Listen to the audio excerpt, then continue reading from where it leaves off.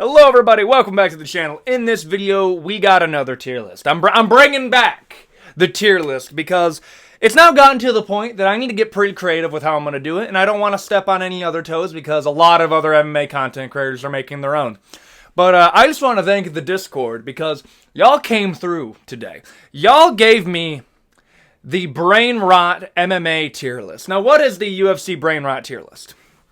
These are going to be some of the most hated, popular, though, opinions that are held on X, formerly known as Twitter, Instagram, TikTok, Reddit, all of theirs. I have scoured the internet, gone through my memories as I would like to call myself a connoisseur of bad takes, putting them into a tier list of some of the absolute worst takes I have ever heard. From D tier being you're just slightly annoying, and maybe you have a point, to S tier being I don't even think you're an MMA fan, I think you're just a troll. For anybody who doesn't know what brain rot is, anybody who says skibbity, look maxing, sigma males, backrooms, anyone who gets way too into that is what I would like to call brain rot. Now, we're going to take everything that's bad about that and give it to the MMA's equivalent. That is how this video is going to go, and yeah, this one's going to be a fun one. Number one, okay? We're going to go straight into it with probably the most popular. The Conor McGregor is entering his prime. I am so thankful that this one's starting to go down. However, every time Conor McGregor's about to make a return, I feel like these people come out of the woodwork and they start talking about how, Conor McGregor could actually go on another championship run. Brother, we are not coming back to the Conor McGregor golden age, okay? Like, that's one thing I am worried about with, like, UFC fans, is we, like an abused girlfriend, okay? When we are in a relationship that we think we like, it doesn't matter how many times we get hit, how many times we're told we're dumb, okay? We're gonna come straight on back. And that's how I feel with Conor McGregor fans in the MMA. I don't think they genuinely care about a large portion of, like, the UFC as a whole. I think they're just convinced that Conor McGregor's going to come back, like the second coming. Conor McGregor is not going to go on another championship run. Y'all are more delusional than Charles Oliveira and Volkanovski fans. Y'all actually believe he's going to come back and win the lightweight title, and they're going to have a Khabib Nurmagomedov rematch. The days are done, brother. We're done with the 90s, okay? The time of Conor McGregor being the one and only superstar that anybody ever cares about, I hope are gone. You want the UFC to move forward. I am happy that the UFC is now starting to put money into other stars that can overtake Conor McGregor, or even just, like, get some of that fan base. Because the amount of people that just, to this day, endlessly glaze Conor, whether it's like, if you put Conor McGregor as your number one, number two, number three, number four, number five greatest fighters of all time, you might be in this group. You might just not watch a lot of MMA. Conor McGregor, at best, is probably in, like, top 15, if I'm going to be generous. In terms of everything, though, I think you guys are a perfect B tier. You guys are delusional enough to the point that it's super annoying, but you guys disappear whenever Conor McGregor's not in the mix. But because the UFC 303 is coming up, y'all are really starting to come out and say, well, if he beats Michael Chandler, he'll be able to fight for the lightweight title next. No, brother, this is at 170. It doesn't matter anymore. Next up, UFC fighter pay people. Let me explain. I'm gonna change the light real quick, okay? Light mood. What do I mean by UFC fighter pay people before I get canceled? I mean the people that'll hear about Paulo Costa making $120,000 per fight, because that's actually what gave me the idea for this. Some people on Twitter will protest more for the pay of a millionaire than will actually protest for, like, actual people in poverty. Let me explain something to you. Yes, I think fighter pay should go up for people that are fighting on the prelims and they are just not making enough money. If you are 5-3, okay, and you're making 10-10, that is terrible. I think you should at least make 20-20. I think you should be making a livable wage. But I think there's other ways to get it. But some of the fighter pay people, they'll get to the point to, like, Paulo Costa will come out on Twitter and say, I'm not making enough money, okay? And then people will get behind him. And then his pay gets leaked mysteriously, probably by the UFC. and it's $125,000 for so. Not even like your so and win. Like that is how much you make as a base, okay? And they'll come out and be like, yeah, but that's still criminally low. What about the taxes? Brother, somebody made $125,000 in one night, okay? If you cannot live, and you're only fighting once a year, okay? You're meant to fight at least twice a year. I think if you want to make an argument for fighter pay, you need to fight at least twice a year. Paulo Costa, I swear at this point, maybe once. Now we're starting to go good. I think we'll get another fight out of him. The reason I'm using Paulo Costa as an example is I remember when MMA Twitter went up in the flames because people really said that $125,000 a year, like per fight, mind you, for losing a fight, is criminally low for Paulo Costa. Brother, he makes more money than you, okay? Like, how many of you guys actually make over $120,000 a year? Paulo Costa fights one time a year, loses. That's still more than most people make. I understand there's taxes. I understand there's your team. How about you fight more often then? And yes, they did renegotiate his contract. $320,000 per fight. Not even counting a win. And there's still people that say, well, it should probably be around $500,000. Whoa. Brother, I would more advocate that the people at the top, like 1 to 2% of the sport, need to take a pay cut so the people at the very bottom should at least get paid $20,000 or $50,000. I think that's fair, but some of y'all go too far with it, with how this fighter pay argument. Some of y'all will go on Twitter and more fiercely argue the ways of a millionaire than people that are actually struggling. I'm going to put you guys in C tier. Like, you guys mean well, but you guys take it too far, okay? Next up, Max Holloway's the GOAT of featherweight. Y'all actually annoy the shit out of me. It doesn't matter how many times Max Holloway loses to Alexander Volkanovski. Y'all will still find a way to put Max Holloway above Volk. Y'all are starting to come up again because, Volkanovski's in his downward spiral era. And Max Holloway is looking like he's going to be fighting Ilia Topuria next. And I want Max Holloway to beat Ilia. But y'all are acting like if Max Holloway beats Ilia Topuria, that cements him above Alexander Volkanovski. How? What does Volkanovski have to do? Brother, he beat your guy 3 times. If we're being fair here, okay? It really is 3. Like, maybe I'll give you a point, and we'll say, oh, well, Max Holloway won the second fight. It's like, okay, so it's 2-1. There's no argument that you can make that Max Holloway didn't get dog-walked in the third fight. Volkanovski is better than Max Holloway. I don't know how to explain this to you, but you Max Holloway fans will just come out of the woodwork and just go into Reddit and then find some 999 IQ way of trying to explain away how Max Holloway is secretly the GOAT.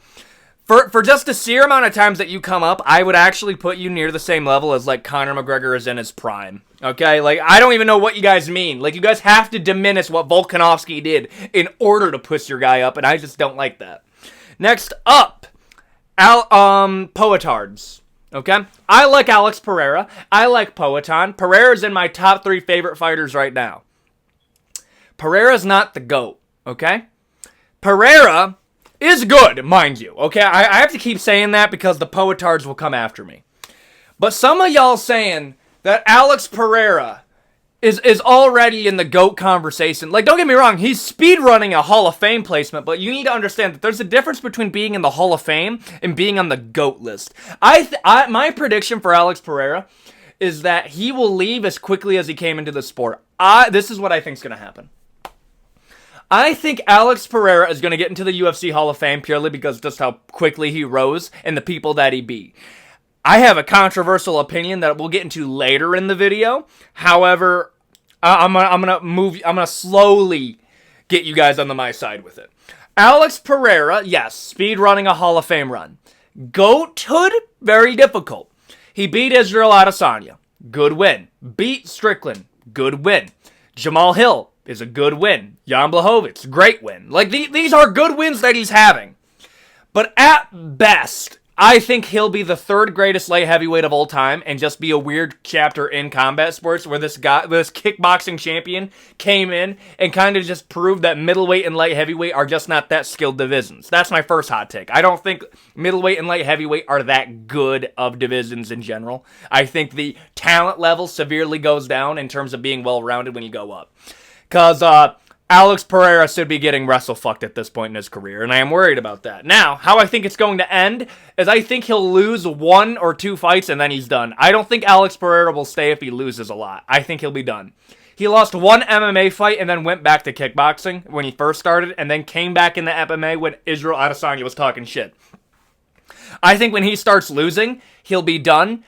But at that point, he would have already built up the legacy. The Poetards, however, believe it's the exact opposite, and that Alex Pereira is going to go on this legendary run where he's going to win the heavyweight title. Fucking chill. Like, I put you guys in low A tier purely because you guys make me feel stupid for being an Alex Pereira fan, and you guys are starting to ruin the fun of it. Now, let me stress this enough. There's an Alex Pereira fan and a Poetard are do different things. If you're an Alex Pereira fan because you think he's funny, okay, and you like him saying Shama every once in a while, you like that he trolled Izzy, you like that he's done this, done that, okay, cool. If you are the people that believes he's going to be on the GOAT list in the next year, and he's going to win the heavyweight title, and you don't stop saying Shama, you're over here. A tier. Next up, everybody who says, champions they become double champions. We have just gotten to the point that we are reversing the damage. We are reversing the damage of Conor McGregor winning a double champ belt. Understand, the entirety of the UFC, all UFC champions changed what they wanted to do.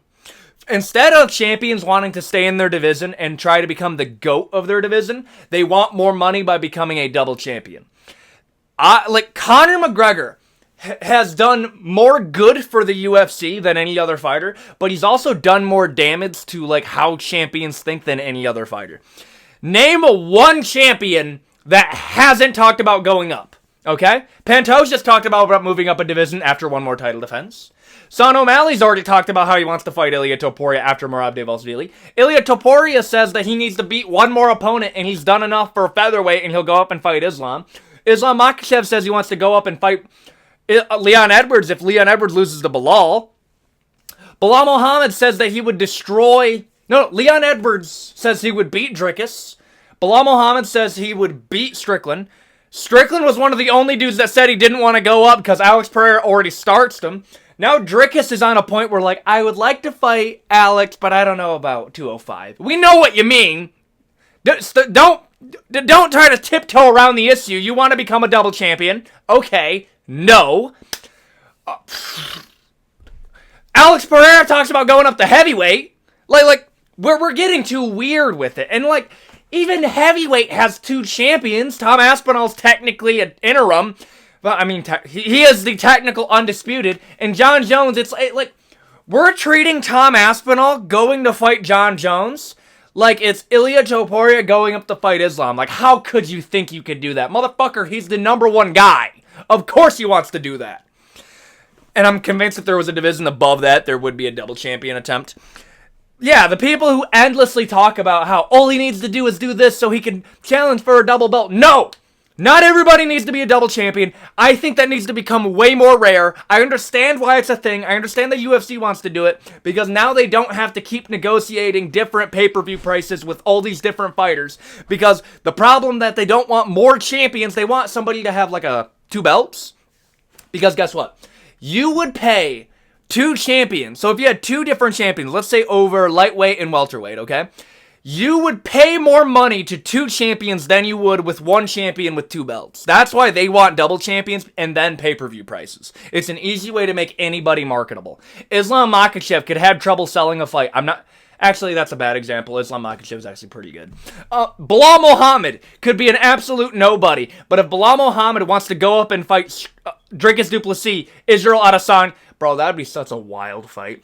Khamzat Chimaev, any of them for a double champion fight, instant marketability. So I'm convinced the UFC started this one. I'm going to put you guys near... I'm actually going to move fighter pay down because at least they mean well. Y'all are just ruining the sport with these brain-dead takes sometimes. Next up, you can't see his face, but this is Khamzat Chimaev with 3 belts. Yep. Everybody who said that Khamzat Chimaev was going to become a triple champion, at least B+. But however, these are the people that still believe he's going to do it. Supreme A tier, bro. You guys are almost S tier level to losing. How? How could you say that Khamzat Chimaev has a chance at winning 3 titles? And you want to know how I know people still think that? Because people still actively say that Khamzat Chimaev is going to go down the welterweight, beat Leon Edwards, and become champion. The craziest part about that is the UFC offered Khamzat the welterweight title for UFC 300, I believe. I know for a fact they offered it to Khamzat because of how often that's been reported. Leon Edwards versus Khamzat Chimaev was a fight that was offered after the Kamaru Usman fight when Khamzat Chimaev moved up to 185. So clearly the UFC is still thinking this. In my mind, if you missed weight by 8 pounds, you should be immediately banned from that division for life. I don't think there should be any case that you can still go down that division. That is just, it's not even unprofessional. Like, you're actively trying to fuck up a card, which is what it did. But when Paulo Costa does it, we're like, oh, same on him. He needs to move up to 205. When Khamzat does it, oh, well, maybe he can cut the weight again and become a champion. No. The fact is Khamzat Chimaev is one of the greatest round 1 starters ever, but is a glass cannon when you get later on. Bro got outstruck by a Kamaru Usman going on 10 days notice. Hot take here. I think he gets destroyed by Yuri. I think he gets destroyed by Jamal. Magomed Ankalaev does terrible things to him. I even think if Alex Pereira makes it out of round 1, he destroys Khamzat. A tier, his best chances to become a champion at middleweight because the middleweight right now is in kind of a weird spot. But yeah, I even think he'll have trouble with Dricus, honestly. I think his best bet is really Israel Adesanya and Strickland because he has the best chance at submitting them in round 1. I think Dricus out of the 3 has the best chance because I think his grappling is really good. Well, grappling defense. A tier. Oh, I remember this one.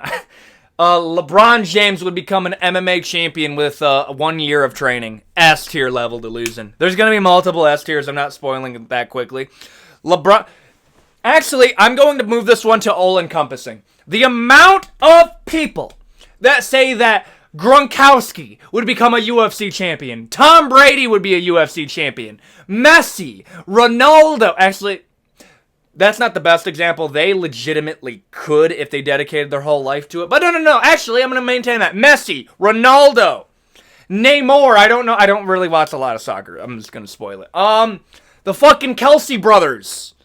LeBron James. Kobe Bryant. Steph Curry. The amount of people that will say, oh, well, look at the freak genetics. They're just a different level athlete in these other sports. Are we going to pretend? Actually, yeah, no, I'm going to do a hot take. Olympic level wrestlers are more athletic than any NBA player. They are. Olympic level wrestlers, I would even argue some NCAA champion wrestlers are in better shape than any other athlete on the planet when it comes to combat. Like, LeBron James, if he dedicated his whole life to it, then we can have this discussion. He didn't. 1 year of training, he gets dog-walked by any top 10 heavyweight, and heavyweight's awful. Tai Tuivasa would destroy LeBron James if you gave LeBron James 1 year of training. Guaranteed Tai Tuivasa would clear. Cyril Gane, clear. Sergey Pavlovich would do it and then say something dicey on Twitter afterwards. Bruh, and y'all will point to like, well, Francis Ngannou was like an NFL caliber athlete. Francis Ngannou worked in a fucking sand mine. Bro, like, why are we saying that these are comparable things? LeBron James, yes. Maybe if you started him from when he was 5 and never let him touch a basketball in his life, he could do it. Even then, maybe. But, like, y'all will disrespect, like, wrestlers, high-level kickboxers, Muay Thai fighters. You will disrespect all of them by saying that they're not at the same level of athlete. Maybe not at the same level of genetics. But to say that, like, oh, well, it's just the different levels here. Brother. You try going into an NCAA wrestling room, and let's see how long you last before you start puking. Let's go into any above-average grappling school, and let's see how well you do. There is levels to, like, endurance and athletics in combat sports. I agree with you. But disrespecting grapplers, wrestlers at that collegiate and Olympic level, that's just not it. And I really do hate that level of discussion, dude. Call them crotch sniffers, but calling them not athletic is insane. S tier annoying, bro. Actually, yeah, no, that one gets me fired up. John Jones is the current pound for pound GOAT. S minus. Yup. I think that might be it for S tiers. Everything else will be A tier and lower. John Jones still being the pound for pound GOAT is a brain dead take that I'm convinced Dana White is doing purely to either cause drama or to... this is what I think it is. I think Dana White is salty that... Okay, this is going to sound like a glaze, but I actually do want to bring this up. I think he's salty that fucking content creators on YouTube are doing better at promoting and making matchups than the entirety of how the UFC has set up corporate MMA media. Lucas Tracy pulls more views than ESPN MMA, okay? Guru makes more money than ESPN MMA. I guarantee you more people will listen to Bedtime MMA for a great MMA opinion than any other corporate media outside of Ariel Helwani. But even Ariel Helwani is a weird one because the ESPN just hired the most well-known guy and we're like, oh, fuck it, we did enough. Meanwhile, people will more listen to like people like this channel or like the other 100 MMA channels. People will more often listen to them for a valid take than anything that corporate MMA has set up. More people listen to just random people with a camera and a microphone just talking shit about MMA than people will watch like just any of the corporate guys, because we are aware that there is a lot of corporate silling here. If you accept money from the UFC, and I love the UFC, I think your opinion, I think there's a huge conflict of interest because you're not going to say what's controversial here. You aren't going to say John Jones isn't the pound for pound number one guy when you have Dana White giving you $10,000 a week to say John Jones is the GOAT. Yeah, no. Corporate MMA is failing. Dana White is salty about that, and he sees how we're looking at John Jones and Stipe as like the ultimate catalyst of how MMA content creating is beating out corporate MMA in terms of sifting public opinion, because most people agree that Stipe versus John Jones is stupid because of what YouTubers, TikTokers, and fucking people on Instagram are saying over ESPN MMA saying, Tom Aspinall, who? Yeah, no, S tier. It's just dumb, bro. And you're disrespecting Islam, dude. Understand this. People call me a Dagestani hater, and when I put Khabib on here, Khabib is going to be on here for a second. I'll talk to him about it in a second. But when people say I am a Dagestani, I've been called Islamophobic for being critical of Dagestani fighters. Meanwhile, Shavkat Rakhmonov is one of my favorite fighters in the UFC. Meanwhile, I've been saying Bilal Muhammad has been getting trashed by the UFC and deserves a title shot. But, like, I understand that there's no negotiating with people that are just cemented in that way. Like, you can hate my take, but brother, saying a brain dead take like that, brother, like, at least hate on me in a creative way. That's just stupid. Islam Makhachev is so clearly the number one guy, it is hilarious to put anyone above him. You can make a better case that Alex Pereira is above Islam Makhachev than any other person, but nobody's going to make that because, yeah, that's disrespectful. So let me get this straight. It's disrespectful to have an argument between Alex Pereira and Islam Makhachev, but it's stupid, and I shouldn't be covering the sport if I say John Jones being inactive, and the only thing he's been able to do in the past 2 years is submitting Cyril Gane. Yeah, that's dumb of me to put John Jones below Islam Makhachev, even though Islam has done more in the past 2 years than... No, Islam Makhachev has done more in the past year than John Jones has done in the past 2. Stupid, bro. S minus. I hate that. Khabib Nurmagomedov is still the GOAT. If you want to say he's the lightweight GOAT, I understand what you're saying, but in terms of brain rot, these are people that believe that Khabib Nurmagomedov is still the GOAT. Never lost a round. Not padded record. Brother, he fought people that were janitors. They would just pull people to fight him. Like, understand. There is a certain amount of padding in everybody's career. However, to say that Khabib Nurmagomedov's 29-0 is not a padded record, it is. But I'm not saying what he did wasn't impressive. He did beat Dustin Poirier. He did beat Justin Gaethje. He did beat Conor McGregor. And also, for whatever reason, Khabib, I've hinted to this in other videos, but Khabib fans are so weird because they will downplay everything that McGregor has done, not knowing that McGregor that Khabib fought is one of the most impressive wins of Khabib's entire career. So by diminishing what Conor McGregor did, you are actually diminishing the legacy of Khabib. Khabib Nurmagomedov, at absolute best, is the greatest lightweight right now, but I think Islam is going to overtake him. Oh, well, Islam said that Khabib beat him in training. Michael Chandler rocked Kamaru Usman. Does that make Michael Chandler better than Kamaru Usman? No. I don't care how the training room is. We are talking about what's actually happening in the octagon. There's a lot of training stories that you're just not going to believe that happened back in the day. That you had these champions that were getting rocked by unranked fighters and nobody's like, well, that doesn't count. It's in training. Everybody gets rocked in training. Yeah, but whenever Khabib posts a 10-second clip of him in top position of a heavyweight, when we don't actually know what happened before that, we don't know what happened afterwards, we don't even know if it was situational or not, which I guarantee you it most likely was. I'm not saying Khabib was bad, but the amount of people that still to this day glaze Khabib as the undisputed GOAT, honestly, out of spite, I'm putting you guys above prime Conor McGregor people. It's just annoying, man.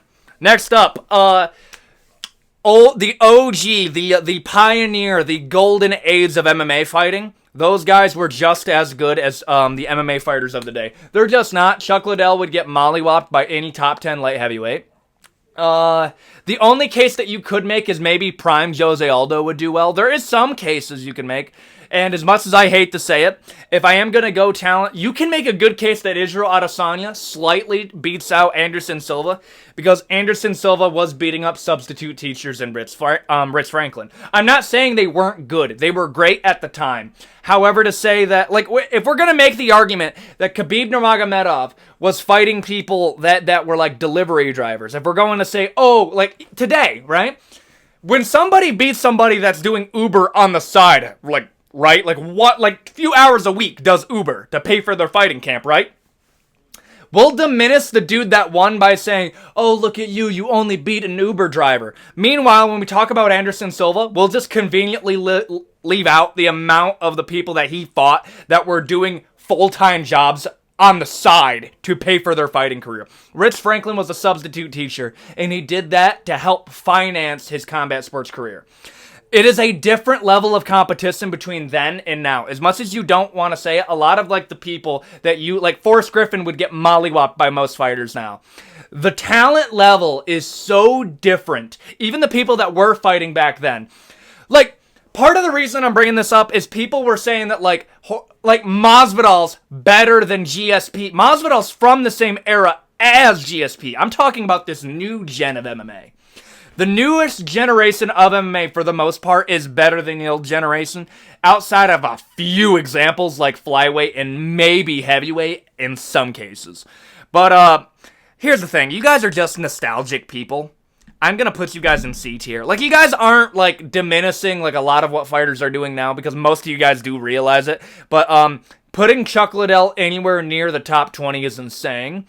Even saying Anderson Silva is completely uncomparable to Israel Adesanya, that Israel will never beat out Anderson. I'm not even a huge fan of Israel Adesanya. Israel Adesanya did something impressive in the modern era.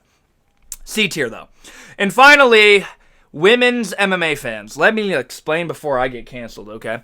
I mean the people that I'm convinced that, like, they are such huge women's MMA fans that they'll be like, well, actually, women's MMA is even more exciting than men's MMA. It's like, brother, what are you doing? Are you really trying to hook up with Macy Barber? Are you trying to get yourself a little bit of that Paige Van Zandt?